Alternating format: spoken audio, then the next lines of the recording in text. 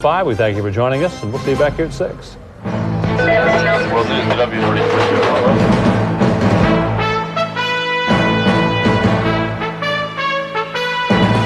From ABC News World Headquarters in New York, this is World News Tonight with Peter Jennings. Good evening. We begin tonight with the waste and the wreckage that Hurricane George has brought to the Caribbean.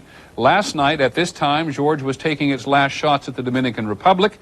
Today, George raked across Haiti. And tonight, though in a somewhat weakened condition, it is having a go at Cuba. Next stop, the Florida Keys. We know of almost 40 people killed so far.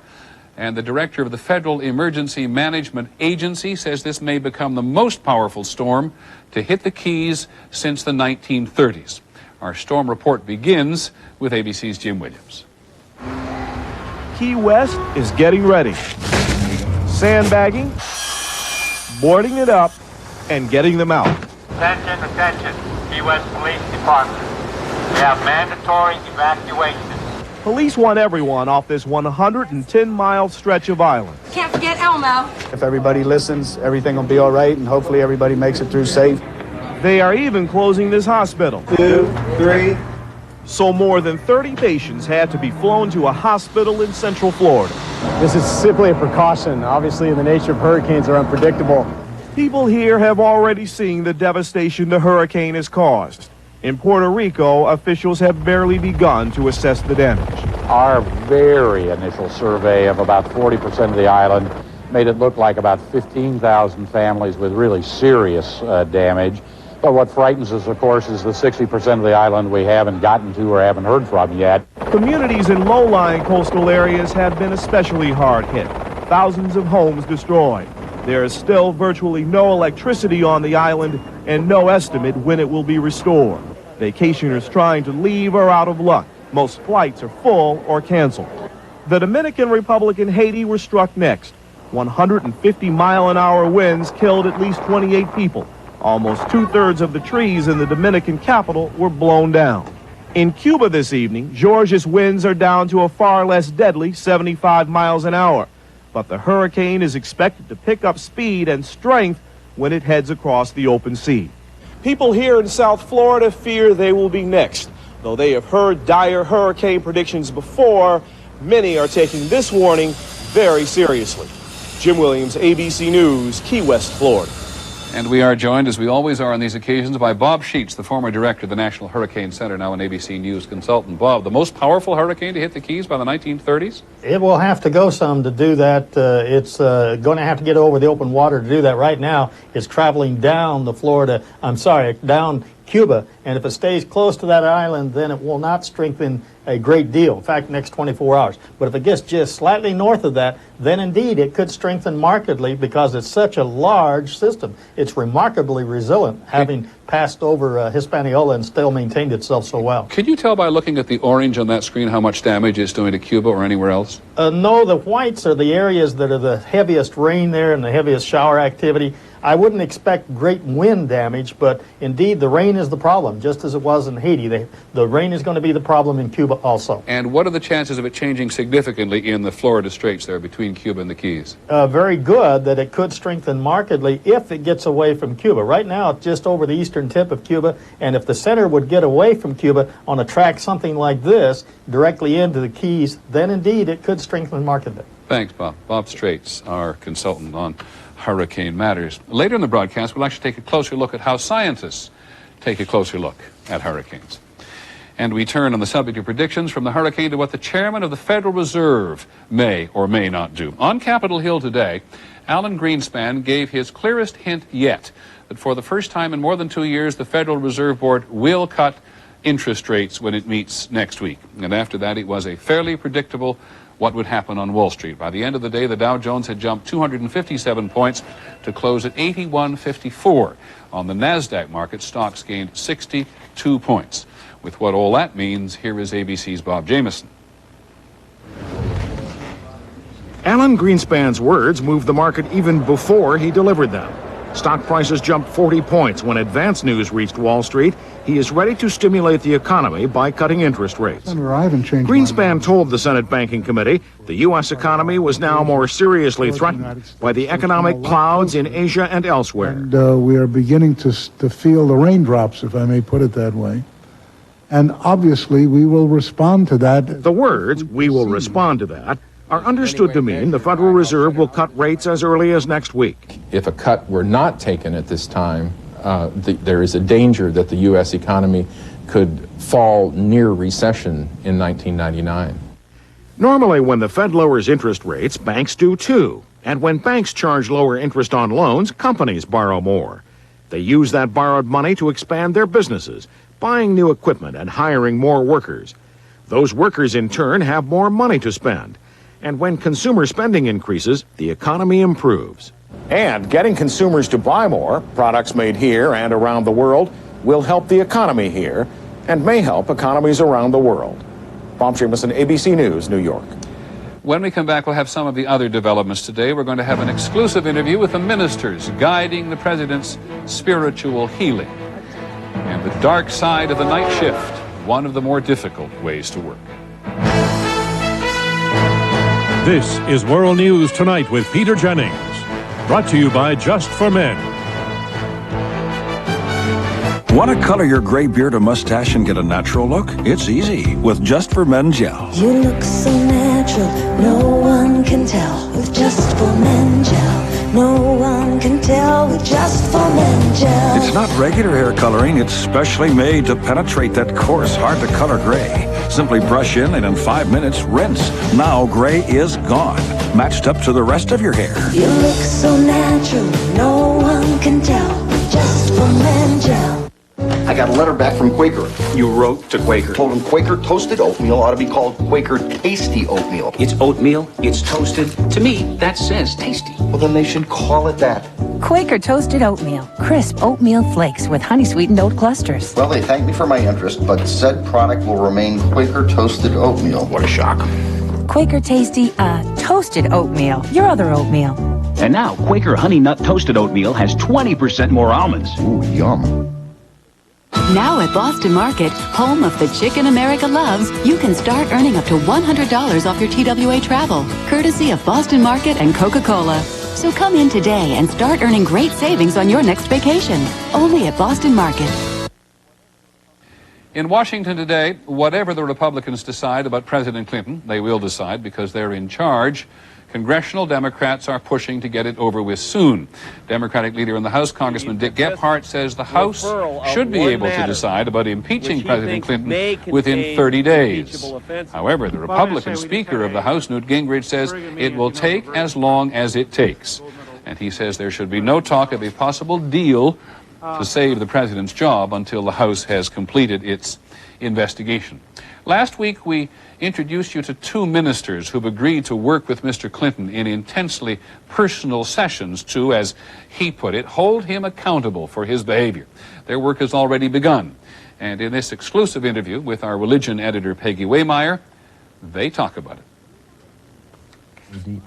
These are the two men who've been charged with the job of repairing the president's soul. I am concerned about a man whose soul is in mortal danger.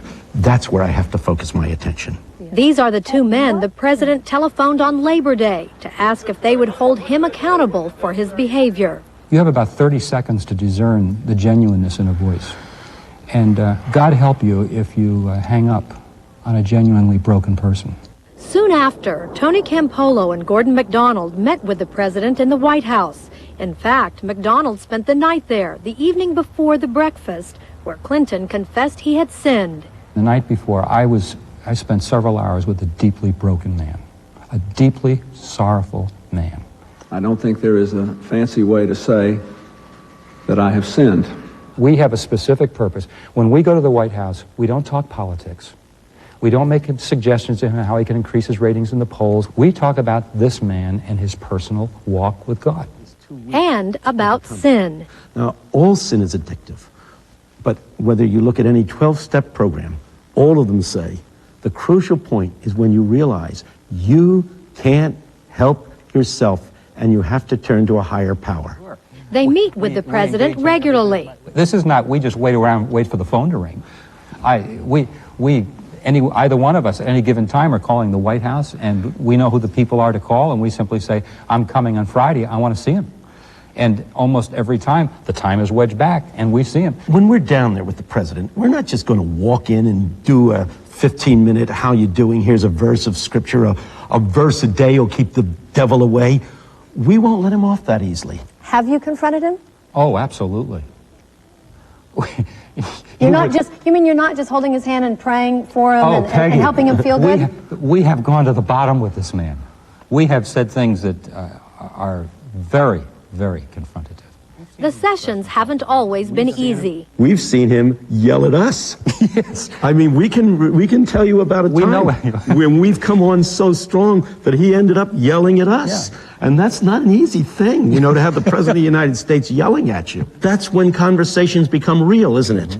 That's when they become real. And what if the two of you work with the president all these hours and discover that he's pulled the wool over your eyes, that he wasn't sincere? Then what? If there came a moment where we concluded that that sincerity was not there, we would have to let people know in our world that this was something other than repentance. If there's a day comes where he says, hey, I just want to play golf, I just want to talk around a football game, then we're not there. That's not our time. We're out of there. As for what happens to the president's political life, both men have an opinion, but neither is willing to discuss it. They say the American people are the ones who must decide. And I hope they do the right thing, and I pray that they do the right thing. My job is to make sure that and pray that the president does the right thing. Peggy Waymeyer, ABC News. Fascinating. Peggy, we'll have more on these two men and the president's pursuit of spiritual healing later this evening on 2020 Wednesday. President Clinton went to Capitol Hill today, where he was able to bask in the glow of the South African President Nelson Mandela, his friend. Mr. Mandela was there to receive the Congressional Gold Medal, the highest civilian honor the country gives. He said that his only regret in life is that he never became the heavyweight boxing champion of the world. Today he did say he felt like a champion. There was the clearest signal in a long time today that the United States and other members of the NATO alliance may launch military strikes against Serb forces in the former Yugoslavia. The UN Security Council voted to consider further action if the Serbs don't lay off ethnic Albanians in Kosovo. The thought of action stronger than the words. More than 250,000 people have now been turned into refugees because of the Serb onslaught. When we come back, the night shift, on the job and out of sync with the rest of the world. Honey, is there any of that chicken cacciatore left? Look in the freezer. Hefty One Zip with the hefty slider that clicks closed for freshness. Hefty One Zip, the hefty duty food bag. Hefty One Zip with the hefty slider that clicks closed for freshness. The little guy's got spunk. Hefty One Zip, the hefty duty food bag. 1 Minute Maalox. In hospital pharmacies, they work fast. They dispense medicines that work fast. And for heartburn, the #1 choice of hospital pharmacies is 1 Minute Maalox, not Pepcid AC. Maalox goes to work on stomach acid in 1 minute. Pepcid AC could take over 45 minutes to affect acid. Hospital pharmacies count on the speed of 1 Minute Maalox. Shouldn't you? The #1 choice of hospital pharmacies. It's not Pepcid AC, it's 1 Minute Maalox.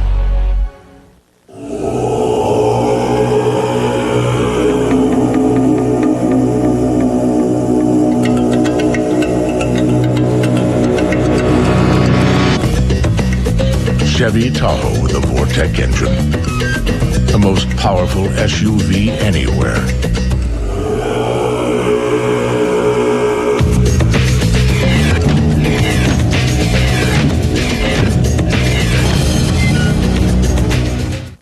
Since you and my little girl are moving away, there's one thing you need to know. 10-10-3-2-1. You think she'll call her mother a lot? Yes, and hopefully her father, too. But you'll be glad that 10-10-3-2-1 saves you big time on your phone bill. Will they talk long? That's the beauty part. It doesn't matter. 10-10-3-2-1 saves you 50% on every call over 20 minutes. 50%, that's big. That's huge. So those half-hour talks with her mom are going to cost you a lot less. Dad, are you giving away the family secrets? I gave him the best one I have. Dial 1010-321 to save. Now to our series on the way we work. Last night it was about freelancers, people who work on their own. Today it is the time we work. You know that 1 in 5 workers in America is a shift worker, someone not doing 9 to 5. Of those, nearly 6 million people work the hardest shift of all, and that's the night shift. And it often means messing up the kids' schedule so that everyone can have a life. Here's ABC's Betsy Stark. Human beings are not biologically designed to work by night and sleep by day, but millions do it anyway. You have fun tonight, okay? Sandy Ray is a night worker, not because she wants to be, but because the best job she can get happens to begin around dinner time. You do what you gotta do. That's what my motto is. Mama does what mama's gotta do. Right now, Mama is dropping baby Eric and 3-year-old Matthew off at a pioneering 24-hour childcare center where toddlers keep the kinds of hours teenagers do. The goal is to put the children on the same schedule as the parents. That means 3-year-olds are routinely up until midnight, so they'll sleep through the morning with their parents and be up with them in the afternoon. On the night shift, they call that family life.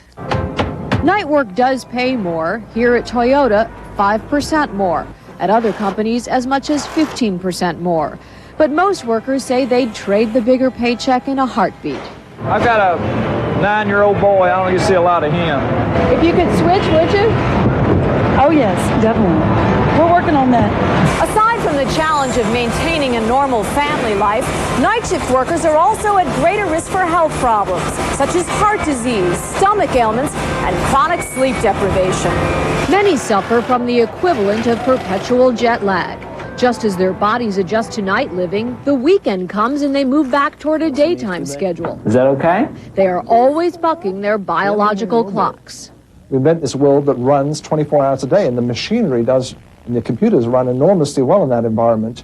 The efficiencies are there, but people are finding it very hard to cope. And what about the children? Parents we talk to say they do just fine as long as they stick to their routine here. But like their parents, pediatricians say they're at risk of not getting enough sleep if they change their patterns on the weekend. Back at the child care center after a long shift, Sandy Ray wakes her sleeping children. If she hurries, she'll get the boys back to bed, have a shower, and get to sleep all before daylight when the rest of the world begins to wake up. Betsy Stark, ABC News, Georgetown, Kentucky. Tomorrow, the skills you need to survive in the modern workplace. Some jobs you need a college degree just to answer the telephone. When we come back, what could possibly be good about a hurricane?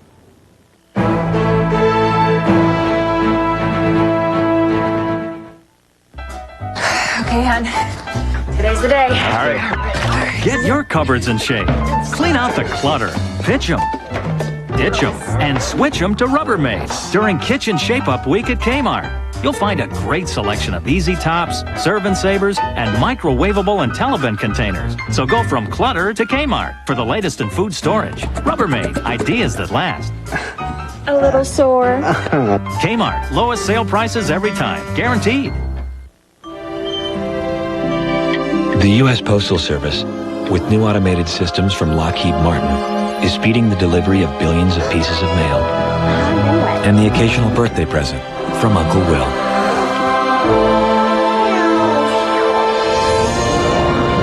Interestingly, Lockheed Martin is also building America's next generation of fighter planes, which means we not only help deliver the present, but the future.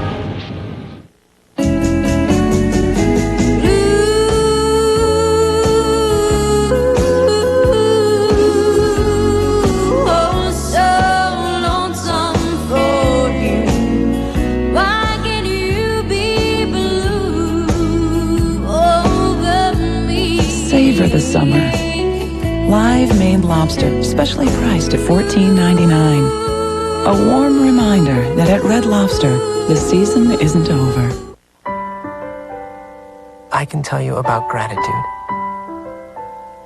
I can tell you about regaining hope. We could tell you about our National Medical Excellence Program and how it provides our members access to the country's finest medical centers when the treatment they need is not available locally. But they can do it so much better. I can tell you about never giving up. We're Aetna U.S. Healthcare, raising the quality of healthcare in America. A bunch of us here in Lafayette, Colorado, ate Quaker oatmeal for 30 days. It helped reduce my cholesterol 16 points. My bowling average is still a little lower than my cholesterol, but I'm working on it. Quaker oatmeal warms your heart and soul. We're going to take a closer look at a hurricane tonight. Those of us who have had the opportunity to fly with the U.S. Air Force Hurricane Hunters know that it's a never-to-be-forgotten experience. As you know, Hurricane George has been turning lives upside down through the Caribbean, and it's because we now have pretty sophisticated information that we know it's likely to arrive in Florida tomorrow night or Friday morning. This time, it was our correspondent Rebecca Chase's turn to fly.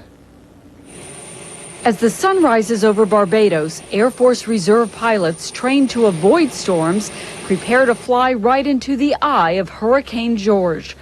Radar and satellite photos provide important information, but nothing has yet replaced the hurricane hunters. We make a tremendous amount of difference. We just found the other day that the satellite imagery was off 80 miles.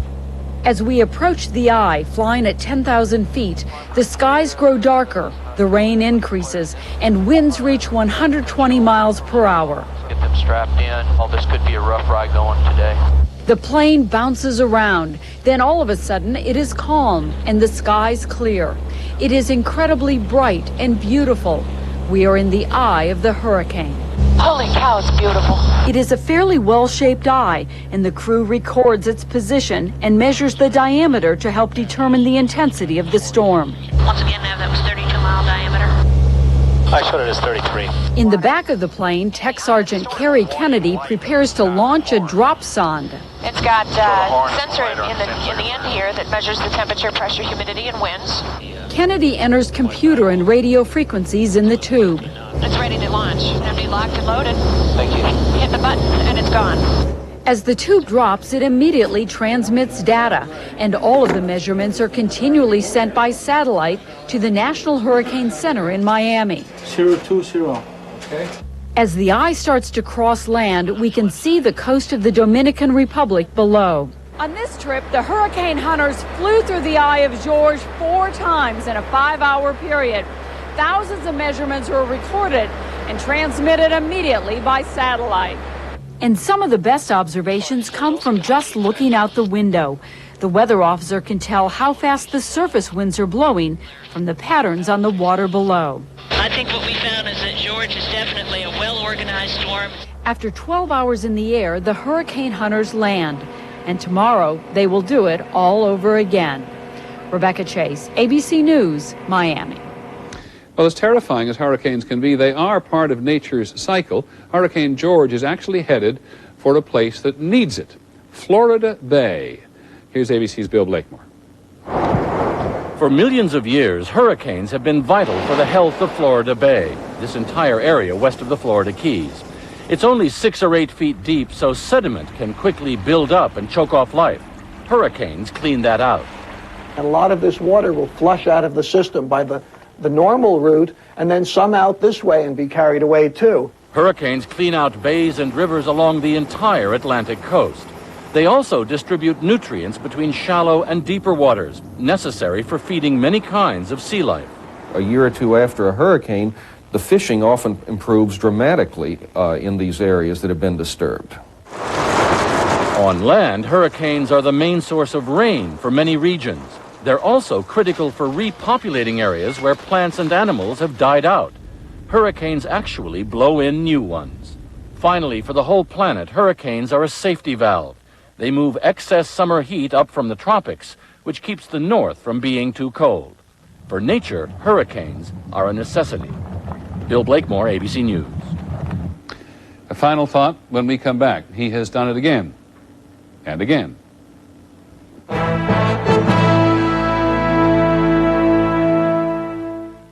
Chevrolet. Chevrolet would like to bring you this special announcement. New Chevy cars and trucks are heading Right now, your local Chevy dealer is offering great deals. During the Chevy Model Year Clearance, check out the most dependable, longest-lasting trucks on the road. Chevy trucks. Get $750 back on CK half-tons. Choose 0.9 APR financing or $1,500 back on Venture. 0.9 or $2,000 back on S10. And 0.9 or $2,500 back on Blazer. See all the great deals on 98 models at your local Chevy dealer now during the Chevy Model Year Clearance. For the 14 million women who worry about light to moderate bladder control, now there's new Double Protection Compose Panty and Pad System. The Compose Panty and Pad fit together for double protection. There's a super absorbent disposable pad, but the real difference is the separate washable panty. It gives you double protection with a quilted panel that won't let wetness through. So why worry? Get double protection with Double Protection Compose. Protection that goes beyond the pad. Welcome to My Mailboxes, etc. You know, this may look like a regular mailbox, but let me tell you the secret. You get a street address, not just a P.O. box number. That means we can sign for your FedEx shipments and other packages. You get an entire support staff. Where else are you going to be able to call and check your mail? I mean, come on, who's going to do that for you? We'll also forward that mail anywhere in the world. Can your mailbox do that? You could win $50,000. Play What's in the Box, now at your neighborhood mailboxes, etc. On 2020 Tonight with Diane Sawyer and Sam Donaldson, Monica Lewinsky. Was she a victim or something else? Watch 2020 Tonight. And don't miss 2020 Sunday with Barbara Walters and Diane Sawyer. 2020 Sunday at 9, 8 Central. A brief review of our main story. Hurricane George plowed across Haiti today and is now pounding Cuba. Almost 40 people have been killed that we know of. Next stop, the Florida Keys, where they're trying to get ready. It could be the most powerful storm to hit the Keys since the 1930s if it gathers power again as it goes across the Florida Straits. Finally from us this evening, without further ado, Mr. Sammy Sosa. Swung on, belted deep toward right. Burnett's on the run toward the corner, looks up. He did it. It's out of here for 64. Sammy Sosa of the Chicago Cubs sending love and kisses back home to the Dominican Republic one more time, where they need the inspiration today. Hurricane George has killed 28 people there. Sammy Sosa, one more time. 2-2. Swung, belted, line drive, center field. Grissom back. He did it. Number 65, and there is no doubt about it.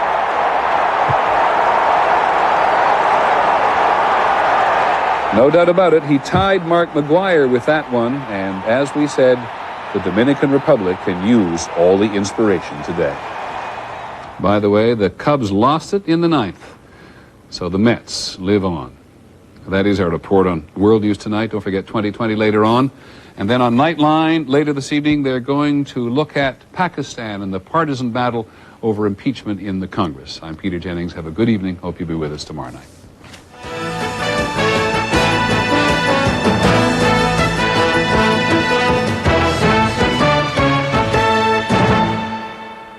Tomorrow, why college grads make so much more money than high school grads. Are we facing the biggest wage gap ever? Watch ABC's World News Tonight with Peter Jennings. This has been a presentation of ABC News. More Americans get their news from ABC News than from any other source. ABC News, now.